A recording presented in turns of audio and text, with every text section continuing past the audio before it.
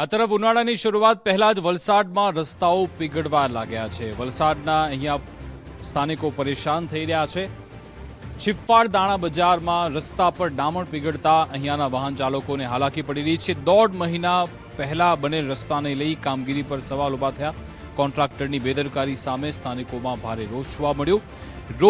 Road પીગળવા લાગતા કોંગ્રેસ પણ અહીંયા મેદાને આવ્યું અને ભ્રષ્ટાચારના આક્ષેપ લગાવવામાં આવ્યા। આ રોડ તો હમણાં થોડા દિવસ પહેલા પણ આ પ્રમાણે થયેલું હતું, પણ આજે જરા ગરમી વધારે હોવાને કારણે આ રોડ બધો પીગળી ગયો અને ડામર જે બધો છે તે ઉપર આવી ગયો ડામર। હવે આજે બપોરે તો એટલો બધો બહાર આવેલો ઉપર કે સ્કૂટર તો જો જોરમાં આવે સ્કૂટરવાળા તો સ્લીપ થઈ જાય, ગાડીનો બી સ્લીપ થઈને ગાડીનો બી એક્સિડન્ટ થવાનો પૂરો ભય હતો। હવે અત્યારે જ આ નગરપાલિકાવાળાને બધાને ભાઈ ગામમાં બી બધાને ખબર પડી કે નગરપાલિકાની હમણાં ગાડી આવેલી છે ને ઉપર ડસ્ટ નાખે છે।